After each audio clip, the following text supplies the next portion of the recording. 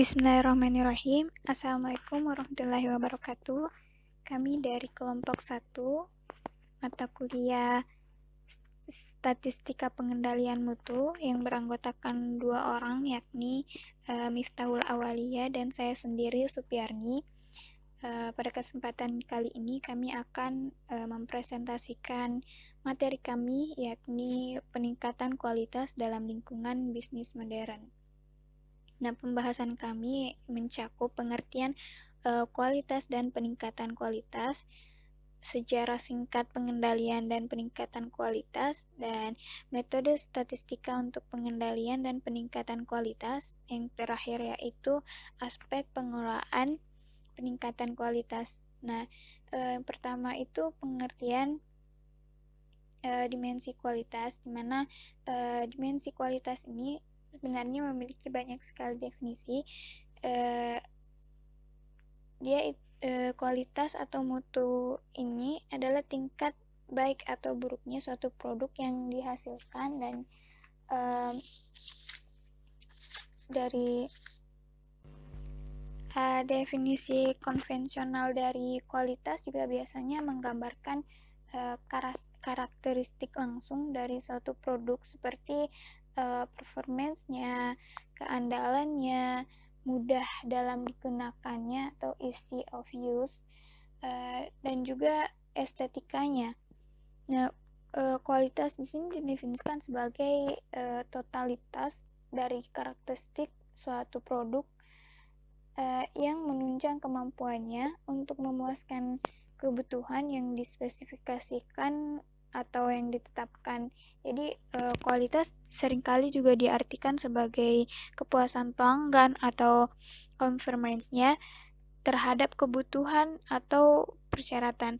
Nah, ternyata fenomena ini sudah tersebar luas, baik konsumen itu adalah individu, organisasi industri, perbankan atau lembaga keuangan. Akibatnya ini memahami dan meningkatkan kualitas adalah faktor kunci yang mengarah ke kesuksesan bisnis, pertumbuhan, dan peningkatan persaingan yang kompetitif. Nah, selanjutnya itu pengertian terminologi rekayasa kualitas. Jadi rekayasa kualitas ini dapat diartikan juga sebagai proses perbaikan kualitas secara terus-menerus dalam perancangan produk dan prosesnya. Dengan menerapkan tools yang tepat, ini diharapkan produk yang dihasilkan juga akan sesuai dengan harapan konsumen dan spesifikasi yang telah disyaratkan perusahaan. Selain itu, terdapat juga sumber yang menyebutkan bahwa rekayasa kualitas dapat diartikan juga sebagai proses pengukuran yang dilakukan dalam perancangan produk, di mana rekayasa kualitas ini mencakup seluruh aktivitas pengendalian kualitas dalam setiap fase, dari penelitian, pengembangan produk, perancangan proses produksi, dan kepuasan konsumen. Nah, selanjutnya adalah sejarah singkat pengendalian dan peningkatan kualitas. Nah, dapat dilihat pada tabel ini.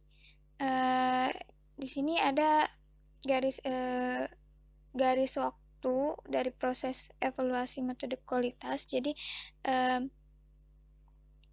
yang bagian ini itu garis waktunya, dan ini tuh proses metode kualitas, proses peningkatannya metode kualitas. Nah, dimana dari tahun 1700 itu kualitas sampai 1900,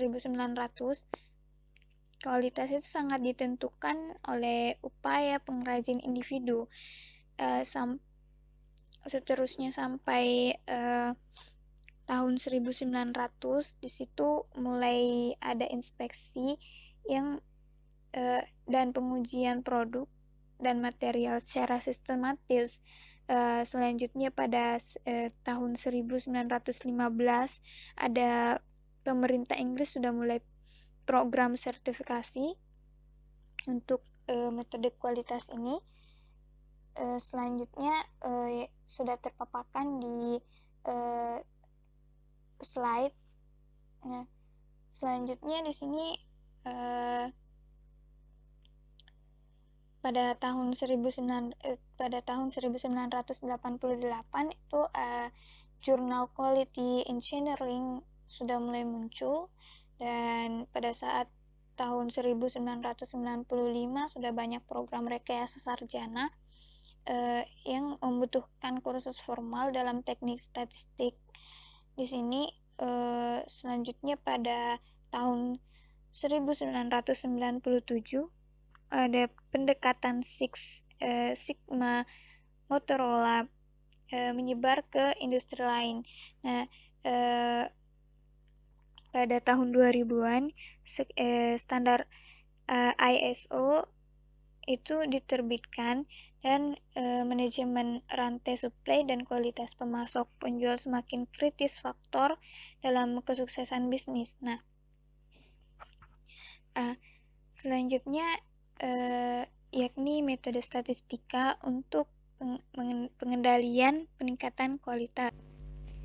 Nah, dalam penggunaan metode statistik ini untuk mengumpulkan dan menganalisis data dalam menentukan dan mengawasi kualitas hasil produksi menggunakan teknik atau metode.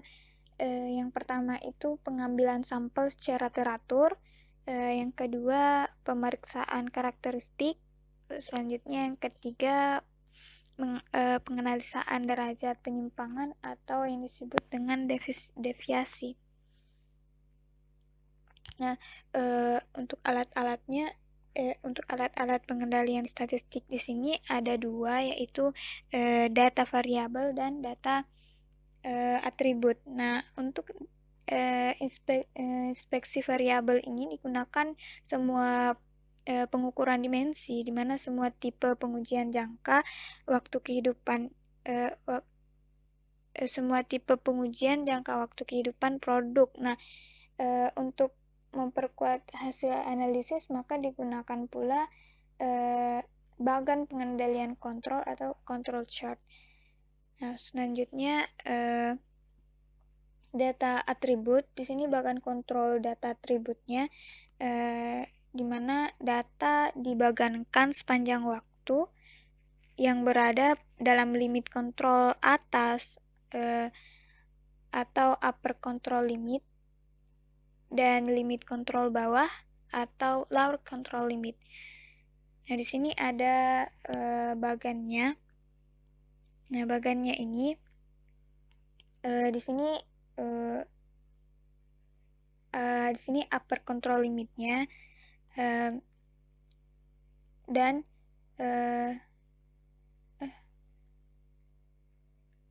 ya, di sini upper control limitnya, di mana ya, jadi sebagai contoh, misalnya pada penjualan gula pasir, berat bersih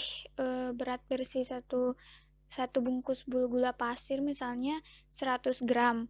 Nah, karena yang mengukur ini manusia biasa, kadang ada kurang, misalnya 5 gram atau bertambah 5 gram jadi 105 gram gitu, berkurang jadi 95 gram. Nah, disitulah kalau misalnya dia pas 100 gram, nah dia itu berada di kontrol tengahnya, center limit namanya, center limit. Nah, kalau dia berkurang dia akan mendekati ini lower control limit, dan apabila dia lebih dari takarannya yaitu 100 gram, misalnya dia lebih 5 gram, Jadi 105 gram itu dia akan berada di atas center limit ini, mendekati upper control limit. Nah, untuk melihat itu tadi, jadi kita ada proporsi P, di mana proporsi P ini, jadi proporsi P ini untuk menghitung banyaknya barang yang rusak. Nah, di mana P aksennya di sini, untuk menghitung P aksennya, rumusnya ada di sini, jumlah barang rusak dibagi dengan jumlah barang yang diamati. Terus UCL-nya tadi upper control limitnya P aksen ditambah 3 akar P aksen kali 1 kurang P aksen per N. Dan untuk menghitung lower control limitnya itu P aksen dikurang 3 akar P aksen kurang dalam kurung P aksen kali 1 kurang P aksen per N.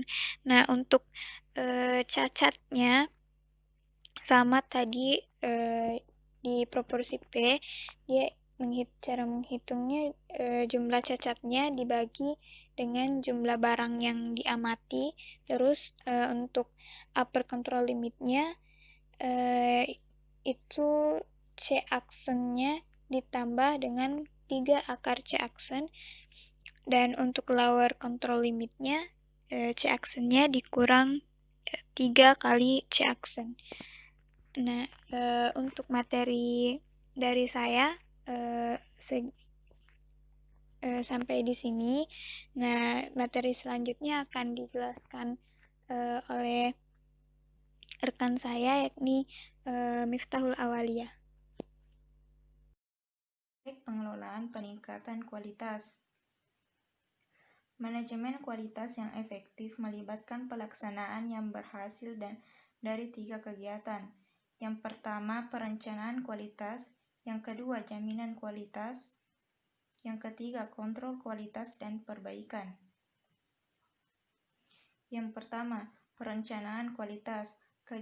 Perencanaan kualitas ialah kegiatan strategis, dan itu sama pentingnya bagi kesuksesan bisnis jangka panjang organisasi, seperti rencana pengembangan produk, rencana keuangan, rencana pemasaran, dan rencana untuk pemanfaatan sumber daya manusia. Tanpa rencana mutu strategis, sejumlah besar waktu, uang, dan usaha akan disia-siakan oleh organisasi yang berurusan dengan desain yang salah, cacat manufaktur, kegagalan jangka panjang, kegagalan lapangan, dan keluhan pelanggan. Yang kedua, jaminan kualitas. Jaminan kualitas adalah serangkaian kegiatan yang memastikan tingkat kualitas produk dan layanan dipelihara dengan baik dan bahwa masalah kualitas pemasok dan pelanggan diselesaikan dengan benar. Dokumentasi sistem mutu merupakan komponen penting. Yang ketiga, kontrol kualitas dan perbaikan.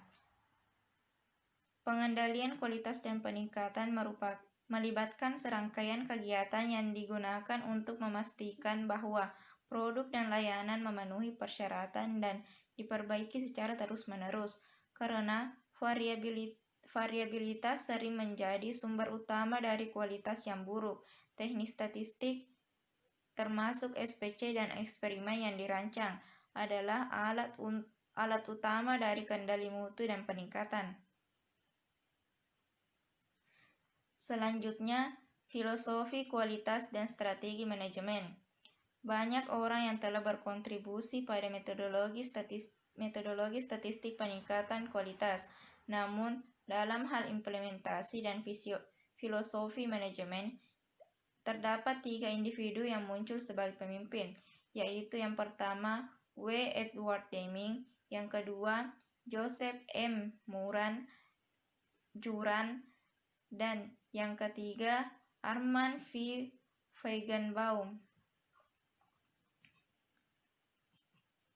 Yang pertama, W. Edward Deming. Filosofi Deming adalah kerangka penting untuk mengimplementasikan peningkatan kualitas dan produktivitas. Filosofi ini dirangkum dalam 14 poin untuk manajemen. Yang pertama, ciptakan keteguhan tujuan yang terfokus pada peningkatan produk dan layanan. Yang kedua, mengadopsi filosofi baru yang mengakui kita berada di era ekonomi yang berbeda. Yang ketiga, jangan bergantung pada inspeksi massal untuk mengontrol kualitas. Yang keempat, jangan memberikan bisnis kepada pemasok atas dasar harga saja, tetapi juga mempertimbangkan kualitas.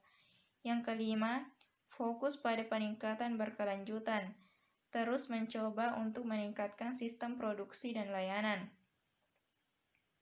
Yang keenam, praktikkan metode pelatihan modern dan berinvestasi dalam pelatihan di tempat kerja untuk semua karyawan.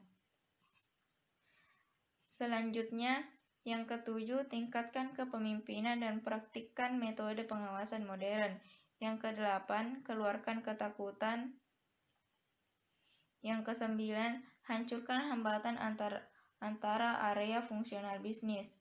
Yang kesepuluh, hilangkan target, slogan, dan target numerik untuk tenaga kerja. Selanjutnya, hilangkan kuota numerik dan standar kerja. Yang selanjutnya, hilangkan hambatan yang membuat karyawan enggan melakukan pekerjaannya. Yang selanjutnya, melembagakan program pendidikan berkelanjutan untuk semua karyawan. Dan yang terakhir, buat struktur dalam manajemen puncak yang akan dengan penuh semangat menganjurkan 13 poin pertama. Selanjutnya, tujuan penyakit matematika manajemen Deming. Deming sering menulis dan berbicara tentang 7 penyakit matematika manajemen yang tercantum dalam tabel yang ada di slide. Dia percaya bahwa setiap penyakit merupakan penghalang dalam penerapan filosofinya yang efektif.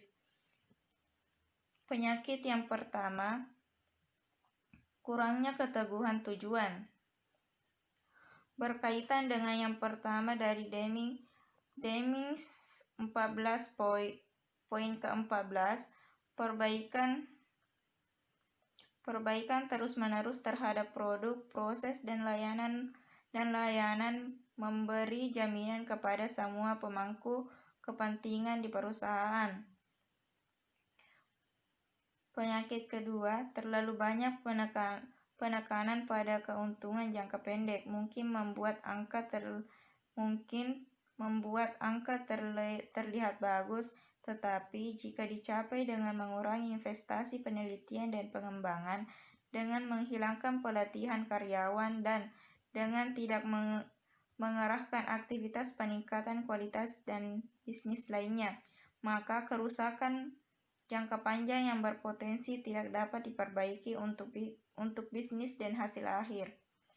Mengenai penyakit yang ketiga, Deming percaya bahwa evaluasi kinerja mendorong kinerja jangka pendek, persaingan dan ketakutan, dan menguraikan kerjasama tim yang efektif. Penyakit yang keempat, mobilitas manajemen puncak. Mobilitas manajemen mengacu pada praktik luas dari job hopping, yaitu palungan yang hanya menghabiskan sedikit waktu dalam fungsi bisnis yang menjadi tanggung jawabnya. Ini seringkali menghasilkan keputusan penting yang dibuat oleh seseorang yang benar-benar tidak memahami bisnis. Manajemen sering menghabiskan lebih banyak waktu untuk memikirkan langkah karir mereka selanjutnya daripada tentang pekerjaan mereka saat ini dan bagaimana melakukannya dengan baik.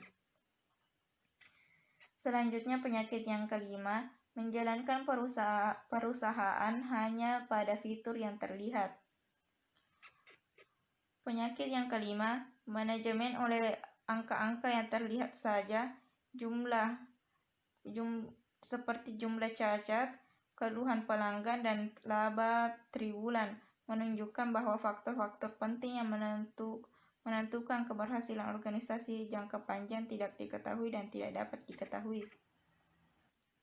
Selanjutnya, penyakit yang keenam yaitu biaya medis yang berlebihan. Tentu penyakit ini bersifat kenabian. Biaya perawatan kesehatan mungkin merupakan masalah paling penting yang dihadapi banyak sektor bisnis.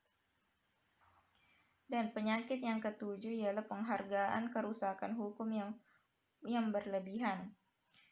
Penyakit yang ketujuh ini, pertanggungjawaban dan penghargaan kerusakan yang berlebihan juga merupakan masalah besar yang dihadapi banyak organisasi. Selanjutnya, Demi merekomendasikan siklus Sheward. Ditunjukkan pada gambar yang ada di slide sebagai model untuk pemandu peningkatan. Terdapat 4 langkah yang ada di slide, yaitu plan, do, check, dan act. Sering disebut dengan siklus PDCA. Kadang-kadang langkah periksa disebut study dan siklus menjadi siklus PDSA. Dan dalam rencana atau plan, kita mengusulkan perubahan dalam sistem yang ditujukan untuk peningkatan. Selanjutnya, do. Kita melakukan perubahan biasanya dalam skala kecil atau percontohan untuk memastikan bahwa hasil yang diinginkan akan diperoleh. Dan yang terakhir yaitu check. Pemeriksaan terdiri dari menganalisis hasil perubahan untuk menentukan apa yang telah dipelajari tentang perubahan yang dilakukan. Selanjutnya, Joseph M. Juran. Juran lahir pada tahun 1904 dan meninggal pada tahun 2008. Dia adalah salah satu bapak pendiri bidang kontrol dan peningkatan kualitas. Filosofi manajemen kualitas Juran terfokus pada 3 komponen perencanaan, yaitu perencanaan, kontrol, dan perbaikan. Yang pertama, perencanaan. Perencanaan melibatkan identifikasi pelanggan eksternal dan menentukan kebutuhan mereka. Kemudian produk atau layanan yang memenuhi kebutuhan pelanggan ini dirancang dan atau dikembangkan, dan proses untuk menghasilkan produk dan layanan ini kemudian dikembangkan. Proses perencanaan juga harus melibatkan perencanaan untuk peningkatan kualitas secara teratur. Dan yang kedua ialah kontrol. Kontrol digunakan untuk kekuatan operasi bisnis untuk memastikan bahwa produk atau layanan memenuhi persyaratan. SPC adalah salah satu alat kontrol utama.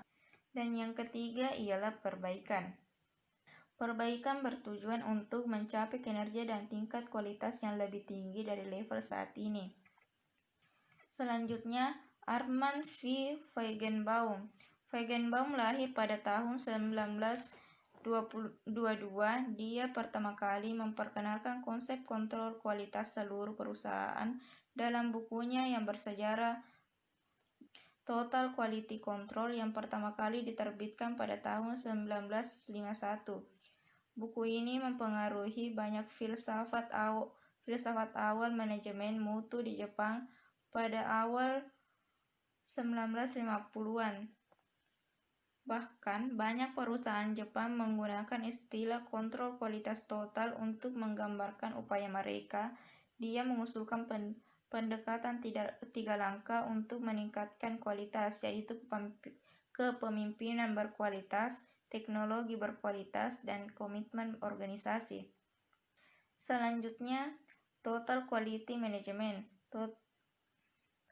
Total Quality Management, strategi untuk menerapkan dan mengelola kegiatan peningkatan kualitas secara organisasi dan secara keseluruhan.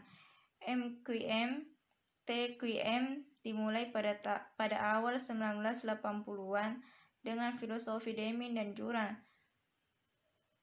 sebagai titik fokus. Ini berkembang menjadi spektrum konsep dan ide yang lebih luas, melibatkan organisasi partisipatif dan budaya kerja, fokus pelanggan, peningkatan kualitas pemasok, integrasi sistem mutu dengan sasaran bisnis, dan banyak kegiatan lain yang untuk memfokus semua elemen organisasi di sekitar tujuan peningkatan kualitas. Malcolm Baldrige National Quality Award. Penghargaan kualitas nasional Malcolm Baldrige dibuat oleh Kongres Amerika Serikat pada tahun 1987. Ini diberikan setiap tahun untuk mengakui organisasi Amerika Serikat untuk keunggulan kinerja. Penghargaan diberikan kepada organisasi dalam 5 kategori, yaitu manufaktur, layanan, usaha kecil, perawatan kesehatan, dan pendidikan. 3 penghargaan dapat diberikan setiap tahun di setiap kategori. Banyak organisasi bersaing untuk penghargaan dan banyak perusahaan menggunakan kriteria unggulan kinerja untuk penilaian diri. Penghargaan ini dikelola oleh NIST atau Institut Standar dan Teknologi Nasional. Dan selanjutnya itu Six Sigma. Produk dengan banyak komponen biasanya memiliki banyak peluang untuk kegagalan atau cacat terjadi. Motorola mengembangkan program Six Sigma pada akhir 1980-an sebagai tanggapan terhadap permintaan akan produknya. Fokus Six Sigma adalah mengurangi variabilitas karakteristik kualitas produk utama ke tingkat di mana kegagalan atau cacat sangat tidak mungkin. Selanjutnya, hubungan antara kualitas dan produktivitas. Menghasilkan produk berkualitas tinggi dalam lingkungan industri modern tidaklah mudah. Aspek penting dan masalah adalah evolusi teknologi yang cepat. 20 tahun terakhir telah melihat ledakan teknologi di berbagai bidang seperti elektronik, metalurgi, keramik, material komposit, bioteknologi, dan ilmu kimia dan farmasi yang telah menghasilkan banyak produk dan layanan baru. Sebagai contoh, di bidang elektronik, pengembangan sirkuit terpadu telah merevolusi desain dan pembuatan komputer dan banyak produk kantor elektronik. Teknologi sirkuit terpadu dasar telah digantikan oleh integrasi skala besar atau LSI dan teknologi integrasi sangat besar atau VLSI dengan perkembangan terkait dalam desain dan manufaktur semikonduktor. Ketika kemajuan teknologi terjadi dengan cepat dan ketika teknologi baru digunakan dengan cepat untuk memanfaatkan keunggulan kompetitif, masalah perancangan dan pembuatan produk dengan kualitas unggul sangat rumit. Selanjutnya, Supply Chain Quality Management atau manajemen kualitas rantai pasokan. Sebagian besar perusahaan dan organisasi bisnis bergantung pada pemasok untuk menyediakan setidaknya beberapa bahan dan komponen yang digunakan dalam produk mereka. Hampir semua bisnis ini bergantung pada organisasi eksternal untuk mendistribusikan dan mengirimkan produk mereka ke pusat distribusi dan akhirnya ke pelanggan akhir. Rantai pasokan adalah jaringan fasilitas yang menyelesaikan tugas-tugas ini. Biasanya ada komponen internal rantai pasokan juga. Karena banyak kegiatan desain, pengembangan, dan operasi produksi untuk komponen dan subrakitan dilakukan oleh berbagai kelompok dalam organisasi induk. Supply Chain Management atau SCM berkaitan dengan perencanaan, pelaksanaan, pengendalian, dan pemantauan semua aktivitas rantai suplai dengan tujuan pengoptimalan kinerja sistem. Selanjutnya, biaya kualitas. Kontrol keuangan adalah bagian penting dari manajemen bisnis. Kontrol keuangan ini melibatkan pertandingan biaya aktual dan dianggarkan bersamaan dengan analisis dan tindakan pada perbedaan antara aktual dan anggaran. Merupakan hal yang biasa untuk menerapkan kontrol keuangan ini pada departemen atau tingkat fungsional selama bertahun-tahun. Ada beberapa alasan mengapa biaya kualitas harus dipertimbangkan secara eksplisit dalam suatu organisasi, dan ini termasuk yang berikut.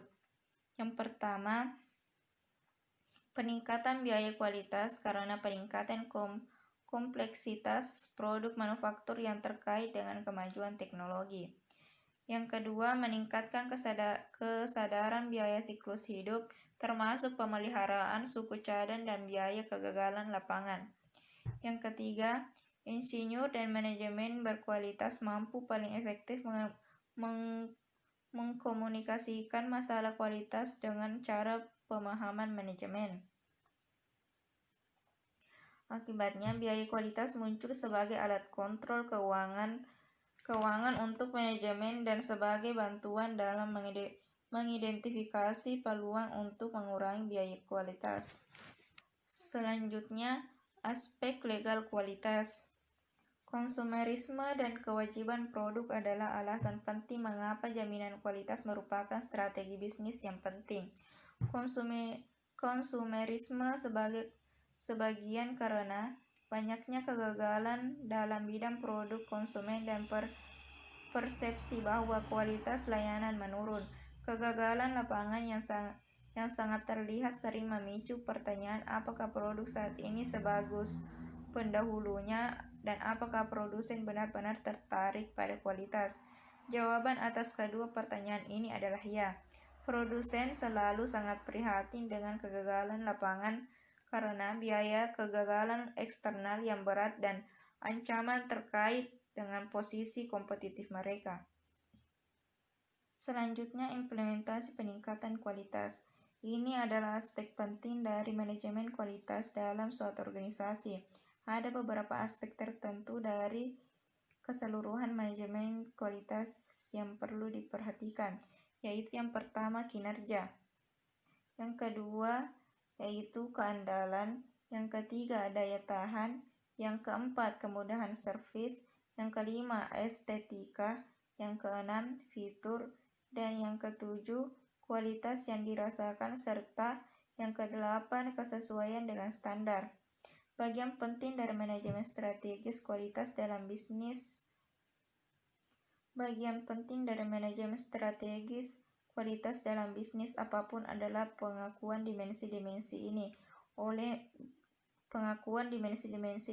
manajemen dan pemilihan dimensi di mana bisnis akan bersaing.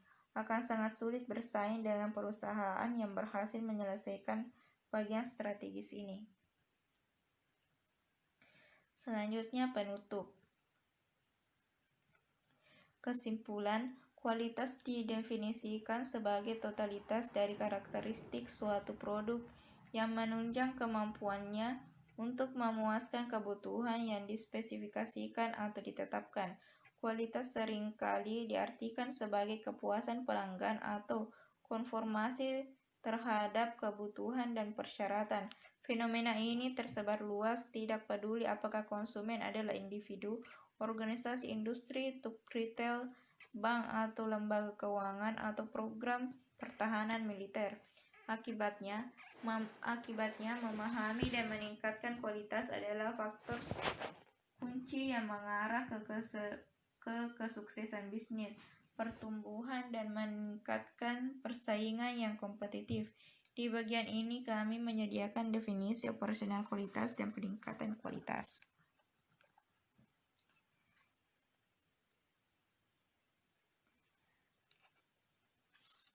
Mungkin itulah presentase dari kelompok 1. Lebih dan kurangnya mohon dimaafkan. Assalamualaikum warahmatullahi wabarakatuh.